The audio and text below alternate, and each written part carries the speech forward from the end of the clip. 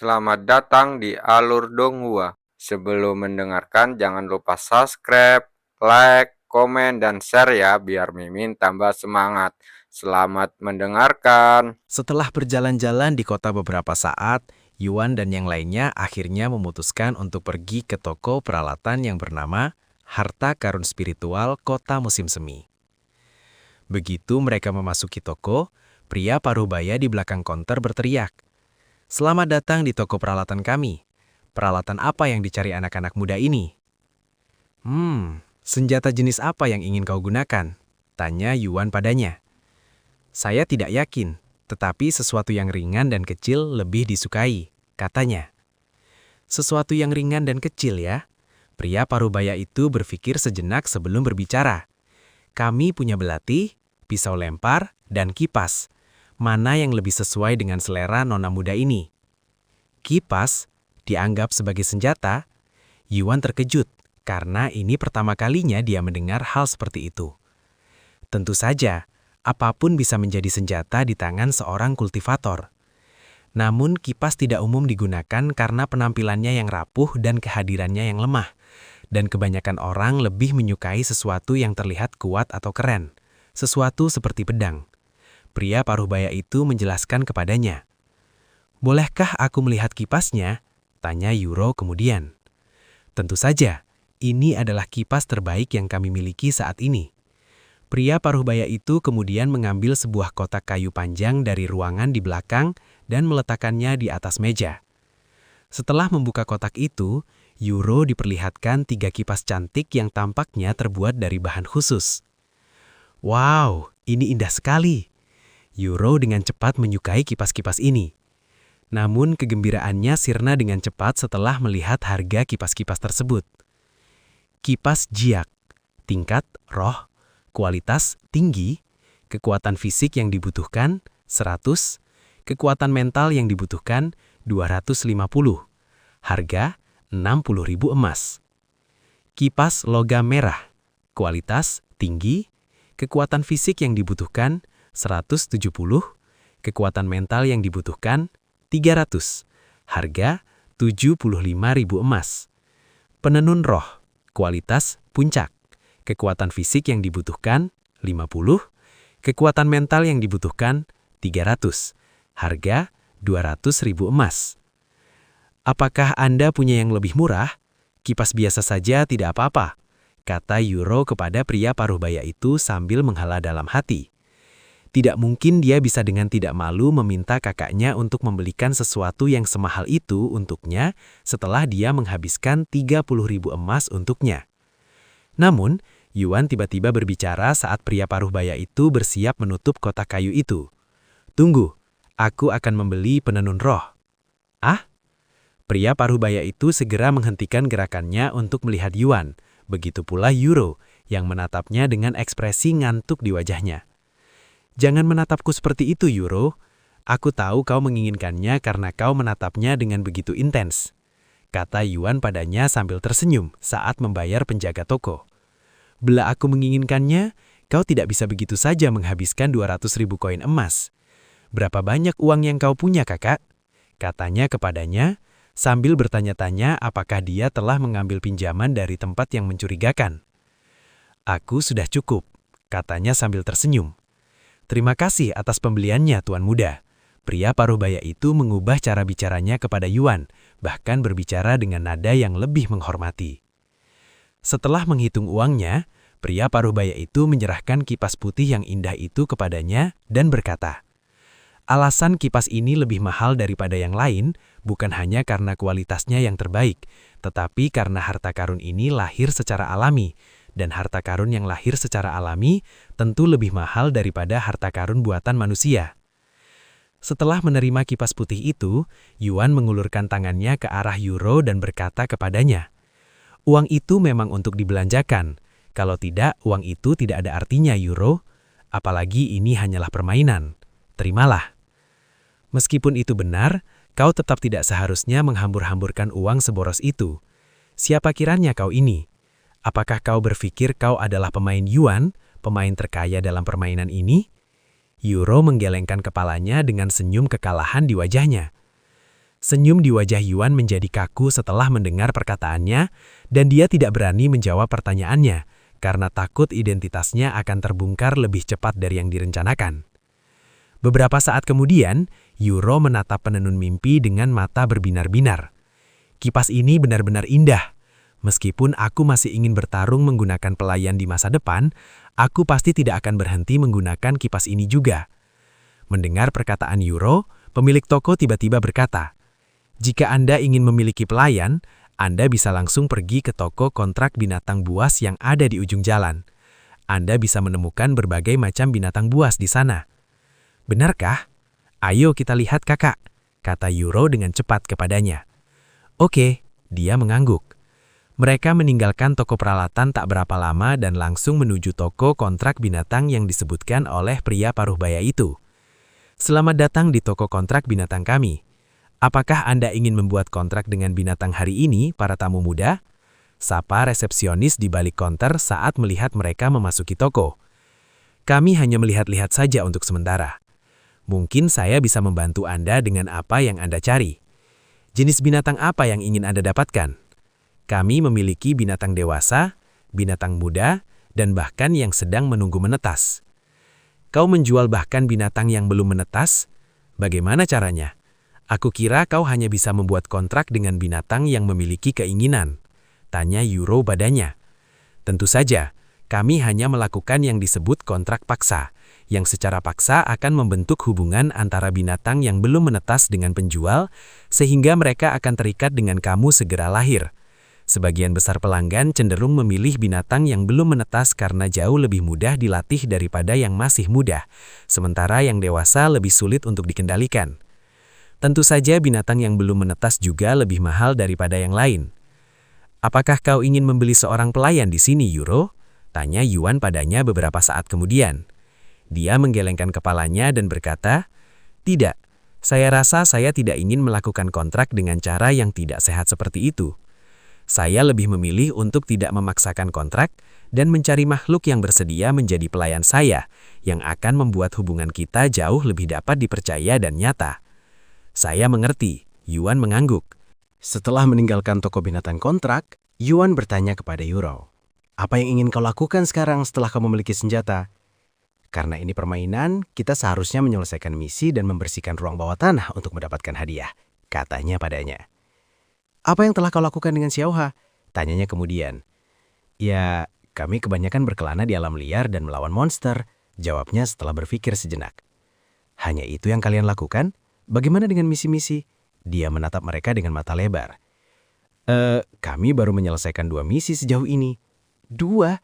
Dan kau entah bagaimana berhasil mendapatkan uang sebanyak itu?" "Aku tidak percaya, saudaraku.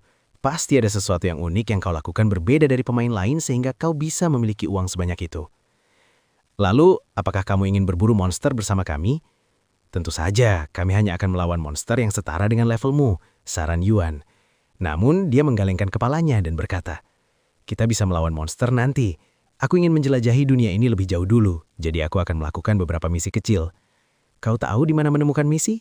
Yuan mengangkat alisnya. "Iya, kebanyakan toko memberikan misi jika kamu memintanya." Dia mengangguk. "Dari mana kamu belajar itu? Aku bahkan tidak tahu tentang itu," katanya. "Internet adalah sumber informasi yang luar biasa. Anda bisa mempelajari hampir semuanya di sana. Akhir kata, begitulah cara sebagian besar pemain mendapatkan uang mereka, dengan melakukan misi dan menyelesaikan ruang bawah tanah. Tapi karena kita punya banyak waktu untuk bermain bersama, aku ingin menikmati hal-hal santai dalam game ini bersamamu sebelum kita mulai melakukan hal-hal serius seperti menjelajahi ruang bawah tanah dan berburu monster." "Aku setuju," Yuan mengangguk. "Aku akan mengikutimu sekarang, jadi tunjukkan jalannya." "Baiklah." Yuro kemudian mengajak Yuan berkeliling kota musim semi hingga menemukan toko obat dan masuk ke dalam. "Halo, saya sedang mencari bantuan. Apakah toko ini membutuhkan bantuan?" tanya Yuro kepada resepsionis beberapa saat kemudian. Resepsionis itu mengangguk dan berkata, "Oh, terima kasih sudah bertanya. Persediaan sebeberapa ramuan saya hampir habis, jadi jika tidak keberatan, bisakah Anda membawakan saya 3 jin rumput roh? Rumput itu bisa ditemukan 10 mil jauhnya dari kota." "Anda telah menerima misi dari toko obat Tuan Chiang. Misi, mengumpulkan rumput roh. Tingkat kesulitan, mudah. Deskripsi misi, bawa kembali 3 jin rumput roh ke toko obat Tuan Chiang. Hadiah, 30 perak. Kami akan kembali dengan rumput roh, Yuro berkata kepada lelaki itu, sebelum berjalan keluar toko bersama Yuan. Hanya itu, Yuan terkejut betapa mudahnya mereka menerima misi. Apa yang kau harapkan, kakak? Yuro menatapnya dengan aneh. Tidak ada apa-apa, hanya saja dibandingkan dengan misi-misi yang sudah kulakukan, ini agak membosankan. Saya tidak tahu jenis misi apa yang kau lakukan, tapi ini cukup normal untuk sebuah misi, dan juga sangat populer di kalangan pemain karena relatif aman dan bermanfaat. 30 keping perak itu hadiah yang lumayan, Yuan mengangkat alisnya. Dibandingkan dengan hadiah yang telah ia terima, 30 keping perak praktis tidak ada apa-apanya. Melihat tatapan ragu Yuan, Yuro berkata, 30 keping perak mungkin tidak terlihat banyak bagi seseorang sekaya Yuan, tapi itu jumlah yang cukup besar bagi pemain lain. Jika seseorang menyelesaikan misi ini 10 kali, mereka akan punya cukup uang untuk membeli perlengkapan biasa dan sebagainya. Misi yang bisa diulang, ya, Yuan mengangguk. Baiklah, ayo kita panen rumput roh. Aku sudah melakukan riset semalam tentang tempat ini, jadi aku tahu hampir semua hal di sekitar kota musim semi, termasuk lokasi rumput roh, kata Yuro sambil memimpin Yuan keluar kota. Seperti yang diharapkan darimu, selalu siap sedia. Yuan tersenyum melihat entusiasmenya. Beberapa saat kemudian, mereka meninggalkan kota musim semi dan mulai menuju ke area rumput roh. Kakak Tian, ada beberapa binatang prajurit roh tingkat rendah di depan. Xiaoha tiba-tiba memperingatkan mereka. Yuan lalu berkata kepada Yuro, aku akan mengurus mereka. Hati-hati kakak, dia mengangguk. Yuan lalu mengambil setari abis dan senyap-senyap mendekati monster-monster itu. Babi tanduk 3 di tingkat murid roh tingkat ketiga. Ini waktu yang tepat bagiku untuk menggunakan jurang berbintang dan melatih keterampilan belatiku. Yuan berpikir dalam hati. Begitu cukup dekat, Yuan tiba-tiba menerjang maju dan mengayun jurang berbintang sesuai dengan teknik yang telah ia pelajari dari teknik 1000 pisau. Belati hitam di genggaman Yuan berkelas, dan 3 monster itu langsung terpenggal kepalanya di detik berikutnya tanpa sempat bereaksi. Hah? Perasaan ini tidak terlalu buruk. Yuan memandang jurang berbintang dengan wajah terkejut yang menyenangkan. Sementara itu, Yuro menatap pemandangan itu dengan ekspresi terkejut. Gerakannya sangat cepat dan tepat. Aku bahkan tidak menyadari lengannya bergerak sampai dia memenggal kepala monster-monster itu, serunya dalam hati setelah menyaksikan kehebatan Yuan. Seandainya saja dia tahu bahwa ini adalah pertama kalinya Yuan menggunakan belati. Itu luar biasa, saudaraku. Kau terlihat seperti orang yang berbeda sama sekali barusan, pujinya setelah itu. Kiraku kau tidak berbohong ketika kau berkata bahwa kau telah memburu banyak monster. Tingkat kultivasimu pasti cukup tinggi saat ini. Berapa tingkat kultivasimu, saudaraku? Tanyanya kemudian. Itu rahasia, katanya sambil tersenyum misterius. Kenapa kau rahasiakan? Dia mengangkat alisnya. Karena itu untuk kejutan yang akan kusiapkan nanti untukmu, jawabnya cepat. Yuro menyipitkan matanya menatap Yuan dengan tatapan curiga. Melihat itu, Yuan tertawa gugup sebelum berkata, baiklah, sekarang monster-monster itu sudah ditangani. Mari kita lanjutkan. Hah? Kau akan pergi begitu saja? Bagaimana dengan 3 monster ini? Yuro tiba-tiba bertanya kepadanya. Maksudmu? Bagaimana dengan 3 monster ini? Yuan miringkan kepalanya dengan bingung. Jangan bilang kau benar-benar akan meninggalkan begitu banyak material di tanah. Itu sangat membocroh. Jika kita menjual daging dan tulang monster ini ke toko, kita bisa mendapatkan lebih banyak uang, jelasnya kepadanya. Oh, aku tidak pernah memikirkan itu, gumamnya pelan. Apakah dia benar-benar mendapatkan semua uang itu hanya dari menjual inti monster? Aku tidak bisa membayangkan berapa banyak inti monster yang dibutuhkan seseorang untuk mendapatkan ratusan ribu koin emas. Yuro menggelengkan kepalanya tanpa ada daya, saat Yuan yang bahkan tidak tahu tentang menjual material monster. Saudaraku, kita bisa memotong-motong babi ini seperti tukang jagal dan menjual bagian-bagiannya secara terpisah, atau menjual seluruh bangkainya sekaligus. Metode mana yang lebih kau sukai? Kita akan mendapatkan lebih banyak uang dengan menjual bagian-bagiannya secara terpisah, tetapi itu juga membutuhkan lebih banyak pekerjaan, kata Yuro kepadanya beberapa saat kemudian. Biarku potong-potong untukmu, kata Yuan padanya. Apakah kau tahu caranya? Yuro menatapnya dengan tatapan ragu. Memotong seekor monster utuh bukanlah sesuatu yang bisa dilakukan tanpa pelatihan dan pengalaman. Ya, aku punya teknik memasak yang disebut teknik 1000 pisau. Dan ketika aku melihat mayat-mayat ini, pikiranku secara otomatis memberitahuku bagaimana cara menyembelihnya dengan belatiku. Hampir seperti itu sudah menjadi naluriah, kata Yuan padanya. Benarkah? Tapi saya lebih tertarik pada alasan mengapa Anda memiliki teknik yang ditujukan untuk memasak, katanya kepadanya. Saya tidak yakin karena saya belum pernah melakukannya, tetapi saya merasa sangat percaya diri saat melihatnya. Yuan mendekati ketiga babi bertanduk itu dengan jurang berbintang masih di genggamannya. Kemudian dia berlutut di depan mayat-mayat itu dan mulai memotong mayat monster dengan belati. Gerakannya tidak terlalu lambat maupun terlalu cepat. Setiap potongan dilakukan dalam satu gerakan halus, membuat semua gerakannya tampak sangat alami, hampir seperti dia sudah memiliki pengalaman bertahun-tahun. Wow, dan kau mempelajarinya dari teknik memasak?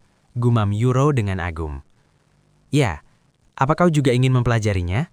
Aku masih menyimpan buku tekniknya, tanya Yuan padanya. Kau bisa berbagi teknik dengan orang lain? Yuro mengangkat alisnya. Kita akan tahu setelah mencobanya, tapi izinkan saya menyelesaikan pemotongan babi ini dulu. Setelah menyembelih babi bertanduk pertama dengan sempurna, Yuan mulai mengerjakan babi bertanduk kedua dan gerakannya tampak lebih rapi dari sebelumnya. Seperti diharapkan dari Kakak Tian, dia belajar dengan sangat cepat. Xiaohua mengangguk setuju setelah melihat Yuan menyembelih babi bertanduk. Aku tidak heran karena kakakku memang jenius yang belajar memainkan hampir semua alat musik di dunia secara profesional saat usianya baru 5 tahun. Yuro juga mengangguk setuju dengan Xiaohua. Kakak Tian bisa memainkan alat musik. Xiaohua menatapnya dengan mata lebar. Apakah ada sesuatu yang tidak bisa dilakukan orang ini? Dia tidak hanya bisa memainkan alat musik itu, tapi dia bisa memainkannya dengan sempurna. Dulu ada puluhan juta orang yang mengaguminya. Cukup sudah Yuro, itu semua sudah masa lalu, tidak perlu mengungkitnya lagi. Yuan tiba-tiba memotong perkataannya dengan ekspresi serius di wajahnya. Oh, maafkan aku kakak. Aku terlalu bersemangat dan membahas sesuatu yang seharusnya tidak kubahas lagi. Yuro segera menyadari kesalahannya dan meminta maaf kepadanya. Meskipun Yuan dulunya memainkan alat musik, karena penyakit yang melumpuhkan penglihatannya, ia terpaksa beradaptasi untuk memainkan alat musik sambil buta, hingga ia tidak lagi mampu menggerakkan tubuhnya secara fisik. Melihat suasana suram di sekitar mereka, Xiaohua memutuskan untuk tidak bertanya apapun untuk saat ini, dan diam-diam menyaksikan Yuan menyembelih babi bertanduk terakhir. Beberapa menit kemudian, setelah ketiga babi bertanduk itu disembelih dengan sempurna oleh Yuan, dia melemparkan bahan-bahan tersebut ke dalam cincin ruangnya. Saya terakjub kepadamu kakak. Meskipun itu pertama kalimu menyembelih babi, kau tidak membuat berantakan. Bahkan tanganmu bersih, seolah-olah kau tidak pernah melakukannya. Yuro sekali lagi mengungkapkan kekaguman padanya. Sebagian besar berkat teknik memotong yang saya gunakan sehingga saya bisa memotongnya, dan pisau ini membuat prosesnya jauh lebih mudah, kata Yuan. Baiklah, kenapa kau tidak melihat tekniknya sendiri? Yuan mengambil teknik 1000 pisau yang dia beli dari toko dan menyerahkannya kepada Yuro. Ini seperti sebuah buku, katanya sambil mulai membalik-balik halamannya. Beberapa saat kemudian, Yuro selesai membaca seluruh teknik tersebut. Dia menatap Yuan dengan kepala sedikit miring dan berkata, "Bagaimana kau mempelajari teknik ini? Aku membacanya kata demi kata dan masih belum menguasainya."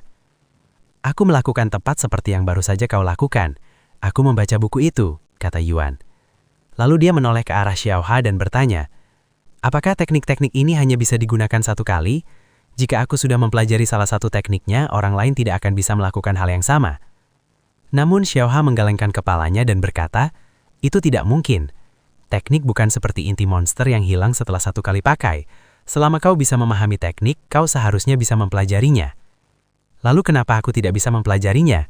tanya Yuro padanya. "Itu karena kamu belum memahami teknik itu. Kecuali kamu adalah seorang jenius kultivasi seperti Kakak Tian yang dapat memahami sesuatu dengan sekali lihat, kamu perlu membaca buku itu berulang kali sampai kamu bisa memahaminya. Tentu saja, mungkin saja kamu tidak cocok dengan teknik itu. Jika demikian, kamu tidak akan mempelajari teknik itu tidak peduli berapa kali kamu membacanya. Namun itu biasanya hanya terjadi pada teknik yang lebih mendalam, bukan teknik memasak biasa." "Oh, kalau begitu aku akan coba lagi lain waktu," kata Yuro dengan terdengar agak kecewa. Yuan dan yang lainnya kembali mencari rumput spirit tidak lama kemudian. Selama perjalanan mereka bertemu dengan dua monster lagi. Keduanya berada di alam murid spirit level 2, yang dengan cepat dan santai dihadapi Yuan sebelum menghabiskan lebih banyak waktu untuk membantainya. 2 jam telah berlalu sejak Yuan dan yang lainnya memulai pencarian, dan mereka baru saja mencapai area di mana rumput spirit berada. "Seperti apa rupa rumput spirit itu?" tanya Yuan setelah mereka sampai di lokasi. "Ini seperti rumput biasa tapi ujungnya biru. Seperti ini," kata Yuro sambil memetik sehelai rumput spirit belum menunjukkannya kepada Yuan. "Kita butuh 3 kin rumput seperti ini. Itu bakal memakan waktu lama sekali," Mata Yuan membesar atas melihat rumput kecil itu. Sebenarnya ini jauh lebih berat daripada rumput biasa, jadi kita tidak butuh sebanyak yang kau kira. Lihat sendiri, Yuro menyerahkan rumput spirit itu kepadanya. Wow, kau benar. Aku benar-benar bisa merasakan beratnya. Bagaimana mungkin sesuatu yang sekecil dan tampak sangat ringan memiliki berat sebesar itu? Kakak Tian, hal yang paling menipu di dunia kultivasi adalah penampilan seseorang. Jangan pernah menilai buku dari sampulnya, atau kau akan menyesal nanti. Yuan mengangguk sebelum mulai melihat sekeliling.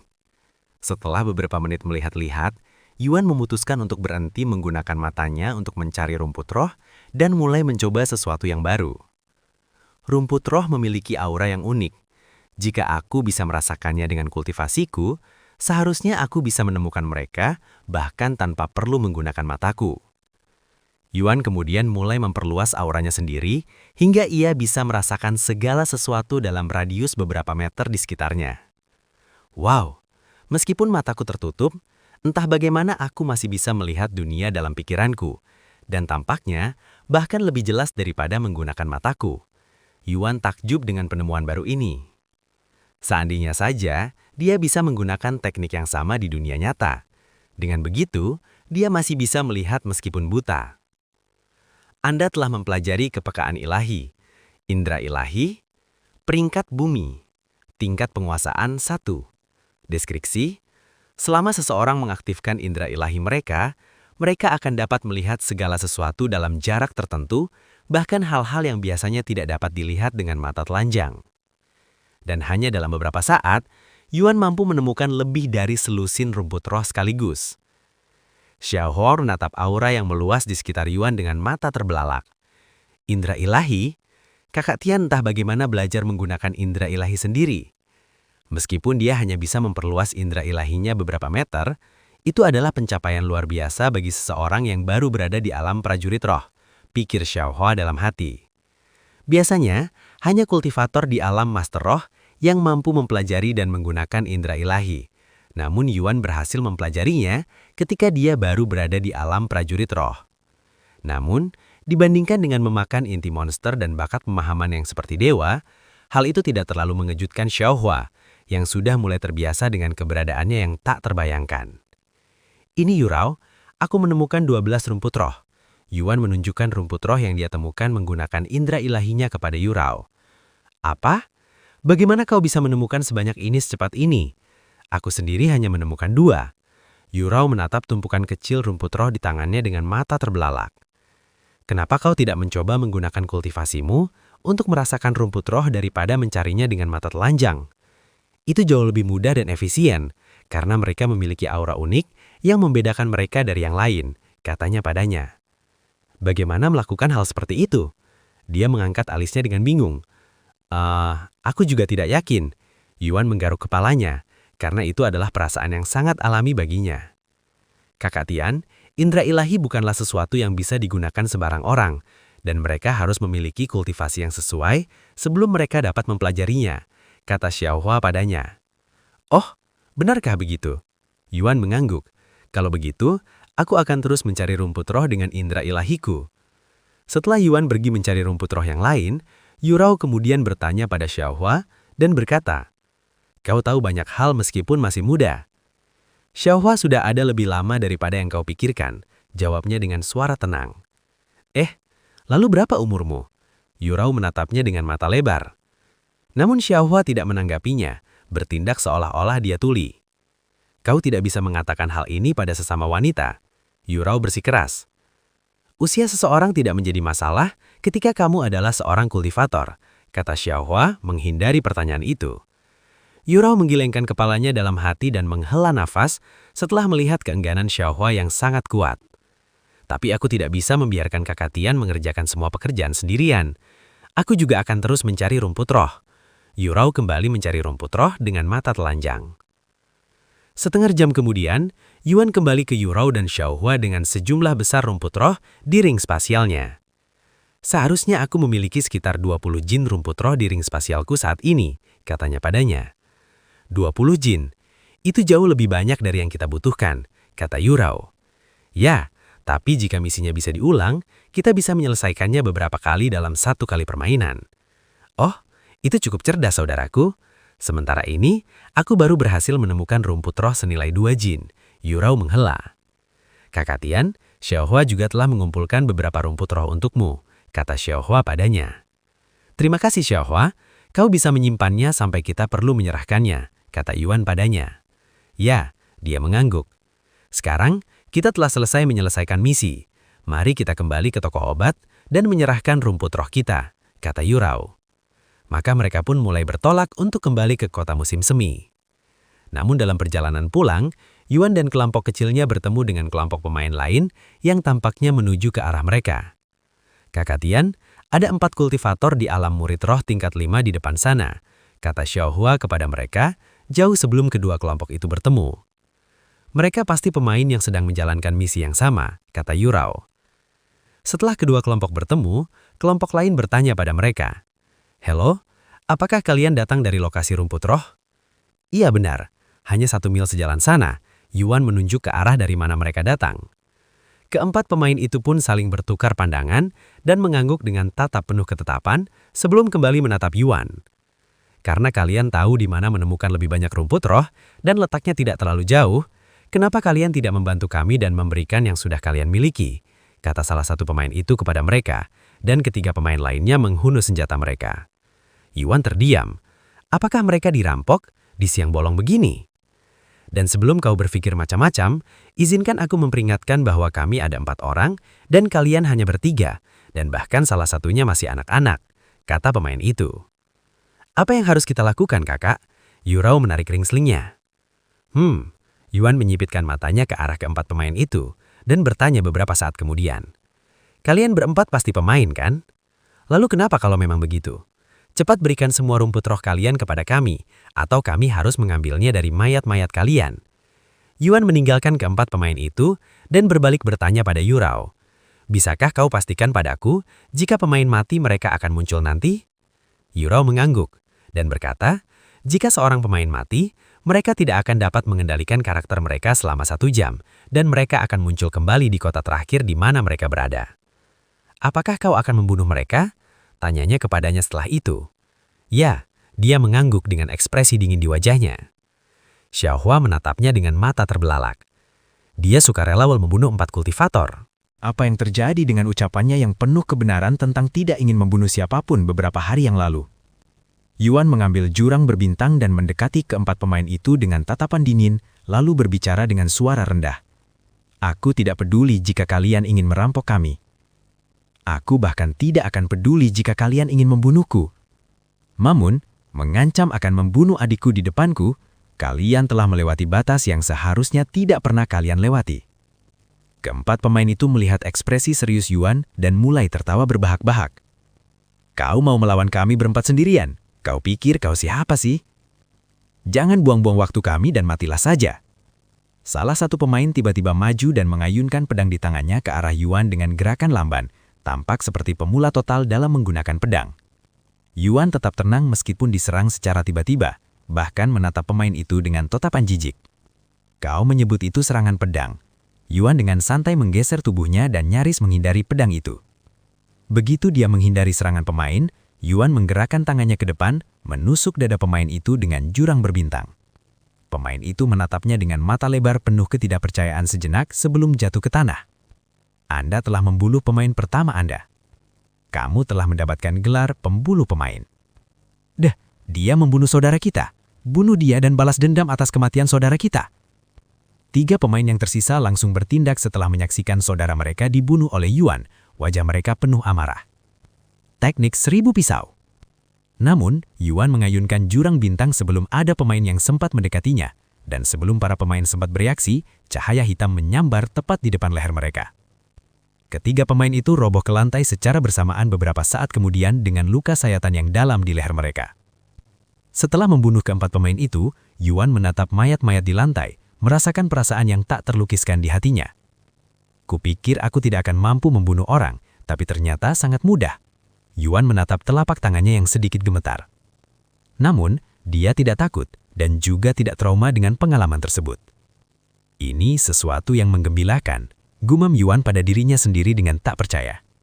Saat dia melawan keempat pemain itu, dia tidak menganggapnya sebagai pertarungan melawan manusia lain. Sebaliknya, dia merasa itu tidak berbeda dengan melawan monster. "Kakak, apa kau baik-baik saja?" Yurao dan Xiaoha menghampirinya beberapa saat kemudian. "Apakah ada bagian tubuhmu yang terluka?" Yurao mulai menepuk-nepuk seluruh tubuhnya untuk memeriksa apakah ada luka. "Jangan khawatir, saya tidak terluka," katanya sambil tersenyum menenangkan. Lalu dia melanjutkan, "Menurutmu apakah aku akan dihukum karena membunuh pemain lain?" "Kurasa tidak begitu, karena ada banyak pembunuh pemain di luar sana, tetapi tidak satu pun dari mereka yang dihukum," kata Yurao kepadanya. "Begitu ya? Itu pertama kalinya kau membunuh pemain lain kan? Bagaimana perasaanmu saudaraku?" tanya Yurao setelahnya. "Aku tidak tahu, tapi satu hal yang pasti adalah aku tidak merasa buruk tentang hal itu, dan mengetahui bahwa mereka tidak mati secara permanen membuat semuanya jauh lebih mudah. Aku tidak akan membiarkan siapapun menyakitimu Yurao, siapapun mereka." "Terima kasih kakak." Yurao mengangguk dengan ekspresi malu-malu di wajahnya yang sedikit merona. "Apa yang harus kita lakukan dengan mayat mereka?" tanya Yuan beberapa saat kemudian. "Mereka akan muncul kembali dalam 1 jam, jadi mari kita ambil barang-barang mereka sebelum itu terjadi," kata Yurao sambil mulai menggeledah poket mereka. "Kau akan mengambil barang-barang mereka?" Yuan menatapnya dengan mata terbelalak karena tidak menyangka akan melihat kekejaman seperti itu darinya. "Kenapa tidak? Kau tahu pepatah mata ganti mata. Mereka mencoba merampok kita, jadi wajar jika kita melakukan hal yang sama kepada mereka. Dan rasanya tidak berbeda dengan menghancurkan monster setelah membunuhnya." Beberapa saat kemudian, Yurao kembali dengan ekspresi kecewa di wajahnya. "Mereka hanya memiliki 15 koin perak dan sedikit pil pemulihan ringan," dia menghela nafas. "Kurasa itu lebih baik daripada tidak sama sekali." Beberapa saat kemudian mereka melanjutkan perjalanan kembali ke kota musim semi. "Xiaoha, bisakah kau memberitahu kami apakah ada orang di dekat kita? Aku tidak ingin beresiko menemui lebih banyak orang seperti yang terjadi barusan," kata Yuan kepadanya. "Baiklah," dia mengangguk. 2 jam kemudian mereka kembali ke kota musim semi, kemudian ke toko obat Pak Chiang. "Selamat datang kembali Nona Muda, apakah Anda menemukan rumput sulih?" Resepsionis itu langsung mengenali wajah cantiknya. "Iya, kami bahkan membawa lebih banyak dari yang Anda minta jika Anda tidak keberatan," kata Yurao kepadanya. "Oh, itu sempurna. Aku akan membayarmu 10 perak lebih untuk setiap jin rumput sulih tambahan yang kau punya untukku." Kemudian resepsionis meletakkan timbangan di atas meja dan berkata, "Letakkan semua barang Anda di sini." Yurao mengangguk dan meletakkan rumput sulihnya yang bernilai 2 jin ke atas timbangan. Kemudian Yuan meletakkan 20 jin rumput sulihnya ke dalam timbangan. "Kau berhasil mengumpulkan 22 jin rumput sulih dalam waktu sesingkat itu? Aku terkejut," seru resepsionis dengan penuh kagum. "Tunggu, kami masih punya lebih banyak," kata Yuan sambil menoleh ke arah Xiaoha. "Berapa banyak yang kau kumpulkan?" aku tanyakan kepadanya. 318 jin, jawabnya dengan tenang. "Hah?" Semua orang di toko tiba-tiba menoleh dan menatapnya dengan mata lebar penuh ketidakpercayaan. "Maaf Nona, tapi sepertinya saya tidak mendengar Anda dengan jelas tadi. Berapa banyak rumput sulih yang Anda katakan Anda miliki?" Resepsionis mengusap telinganya dengan jari kelingkingnya sebelum bertanya. 318 jin rumput sulih, Xiaoha mengulangi dengan suara tenang. 318 jin, itu persediaan untuk setahun penuh. Dan maksudmu kau mengumpulkan sebanyak itu hanya dalam beberapa jam? Resepsionis menatapnya dengan jelas tidak percaya. Xiaoha mengambil kembali cincin spasialnya baru menumpahkan gunung kecil rumput sulih ke atas meja, menghancurkan seluruh permukaan meja hingga rata. Resepsionis dan semua orang di toko itu terkagum, karena sebagian besar dari mereka belum pernah melihat sebanyak rumput sulih di satu tempat sebelumnya. Bahkan Yuan dan Yurao pun menatapnya dengan mata terbelalak. Bagaimana mungkin dia bisa mengumpulkan sebanyak itu? Kecuali dia memetik seluruh rumput sulih di lokasi itu, tidak mungkin dia bisa mendapatkan sebanyak itu. "Pokoknya, tidak peduli bagaimana kau mendapatkan rumput roh ini, aku akan membayarmu," kata resepsionis itu setelah tersadar dari lamunannya. 340 jin rumput roh akan bernilai 3.400 perak. Jika dikonversi ke koin emas, akan menjadi 34 koin emas. "Apakah Anda setuju dengan ini?" tanya resepsionis kepada mereka. "Ya, tidak apa-apa." Yurao mengangguk. Beberapa menit kemudian, setelah resepsionis menerima rumput roh, dia menyerahkan 34 koin emas kepada Yurao. "Anda telah menyelesaikan misi, mengumpulkan rumput roh. Anda telah diberi hadiah 34 koin emas." Selamat atas keberhasilanmu menyelesaikan misi pertamamu, Yurao, kata Yuan padanya sambil tersenyum. Dan kau bisa menyimpan emasnya untuk dirimu sendiri. Terima kasih, kakak. Ini sebagian besar berkatmu dan Xiaoha, kata Yurao. Setelah meninggalkan toko obat, Yuan bertanya kepada Yurao.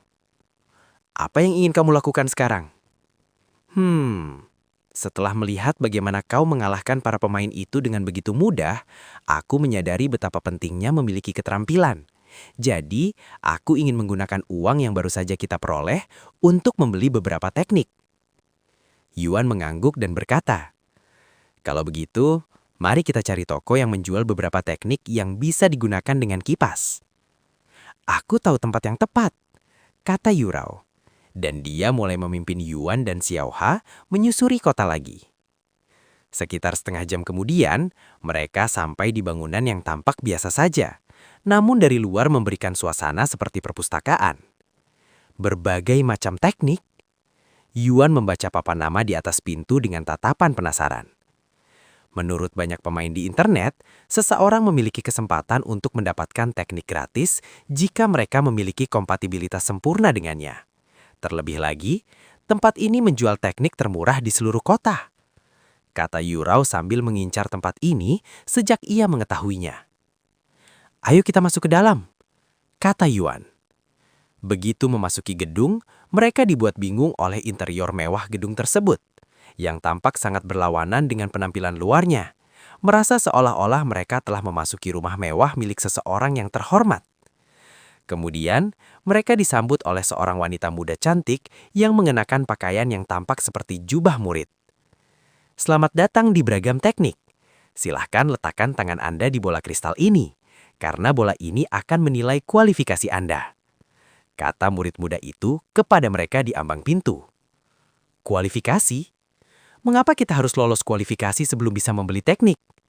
Tanya Yuan kepadanya, karena dia tidak mengerti makna di balik tindakan mereka.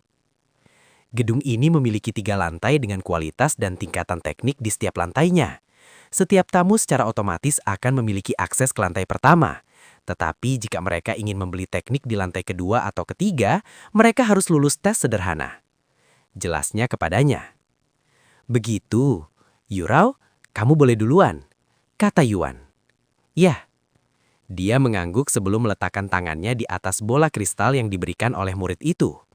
Beberapa detik kemudian, bola kristal bening itu mulai memancarkan cahaya keemasan yang indah. Ketika wanita muda yang cantik itu melihatnya, matanya terbelalak kaget dan dia berbicara ketika cahaya itu hilang beberapa saat kemudian. Kau sungguh beruntung, nona muda. Hah? Apa maksudmu? Tanya Yurao padanya. Kristal dilahi keberuntungan surgawi baru saja mengukur keberuntungan dan takdirmu.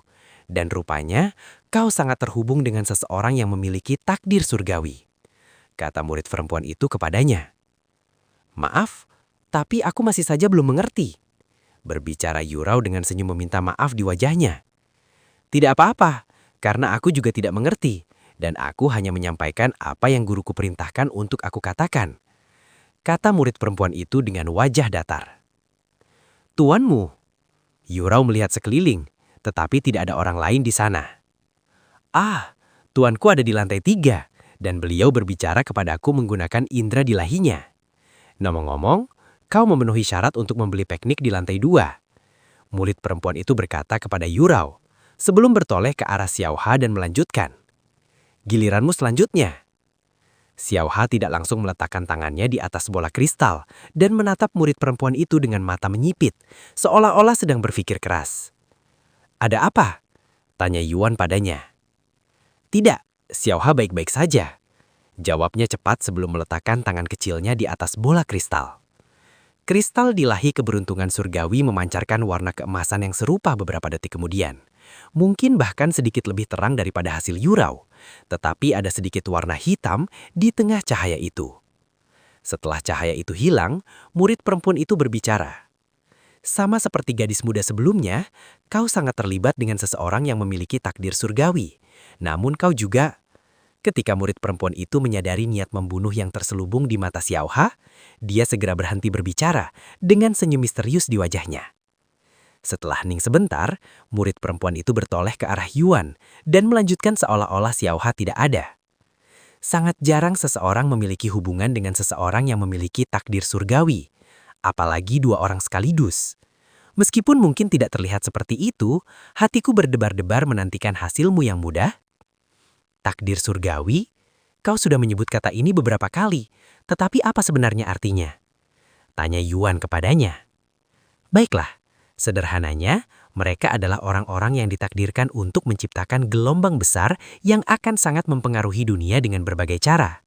Ada berbagai tingkatan takdir, seperti takdir kecil yang hanya akan mempengaruhi alam bawah, dan takdir besar yang akan mempengaruhi alam atas. Dan tingkat tertinggi takdir adalah takdir surgawi. Hanya individu-individu kuat yang akan mempengaruhi setiap alam di bawah langit yang akan menyandang takdir seperti itu.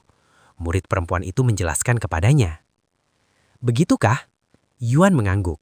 Meskipun dia memahami konsep di baliknya, dia tidak mengerti makna sebenarnya memiliki takdir seperti itu. Jadi, Yurao dan Xiaohua sama-sama terlibat dengan orang seperti itu ya? Aku penasaran siapa orang itu. Yuan merenung dalam hati, sambil meletakkan tangannya di atas kristal di lahi keberuntungan. Saat Yuan menyentuh kristal di lahi keberuntungan, bola kristal itu bergetar hebat sebelum meledak menjadi banyak bagian. Ah! Murid perempuan itu berteriak kaget ketika kristal di lahi keberuntungan sudah tebat. Ah! Murid perempuan itu berteriak kaget ketika kristal ilahi keberuntungan surgawi tiba-tiba meledak. Apa kau baik-baik saja? Apa yang terjadi barusan? Yuan bertanya padanya dengan suara terkejut. Aku tidak terluka, tetapi kristal ilahi keberuntungan surgawi... Murid perempuan itu menatap kristal yang hancur itu dengan ekspresi ketakutan di wajahnya, karena dia belum pernah mengalami hal seperti ini sebelumnya. Guru, kristal ilahi keberuntungan surgawi meledak. Murid perempuan itu mengangkat kepalanya ke arah langit-langit dan berbicara ke udara kosong. Sesaat kemudian, murid perempuan itu berbicara lagi dengan ekspresi bingung di wajahnya. Benarkah kau ingin aku membawanya kepadamu? Aku mengerti. Murid perempuan itu mengangguk sebelum menatap Yuan lagi. Tuanku ingin berbicara denganmu. Mendengar kata-katanya, Yuan menggosok matanya dan menghela nafas dengan suara sedih. Aku harus membayar atas perbuatanku menghancurkan kristal ilahi keberuntungan surgawi, bukan? Bukan itu masalahnya. Bukan salahmu kalau kristal ilahi keberuntungan surgawi meledak, kurasa. Pokoknya, aku tidak tahu kenapa, tapi guruku ingin berbicara denganmu, kata murid perempuan itu kepadanya. Bisakah kita pergi bersamanya? Yurao tiba-tiba bertanya. Maaf, tapi tuanku hanya meminta kehadirannya, jawabnya sambil tersenyum meminta maaf. Namun, Xiaohua menarik lengan baju Yuan dengan ekspresi tegas di wajahnya. Melihat ini, murid perempuan itu berkata sambil tersenyum. Tenang saja nak, kami tidak akan melakukan apapun padanya. Namun sayangnya, Xiaohua tidak bergerak sedikit pun dan terus mencengkram lengan baju Yuan. Tidak apa-apa Xiaohua, aku ingin kau melindungi Yurao menggantikanku saat aku pergi, kata Yuan padanya. Pastikan tidak ada yang mengganggunya ya. Baiklah, Xiaohua akhirnya melepaskan lengan bajunya dan menyaksikan Yuan menghilang bersama murid perempuan itu tak lama kemudian. Kau baik-baik saja Xiaohua? Kau bertingkah aneh sejak kita memasuki gedung ini, tanya Yurao padanya. Xiaohua baik-baik saja, katanya padanya, dan dia melanjutkan beberapa saat kemudian. Tapi gadis itu, dia adalah kultivator yang sangat kuat yang seharusnya tidak ada di alam surga bawah ini.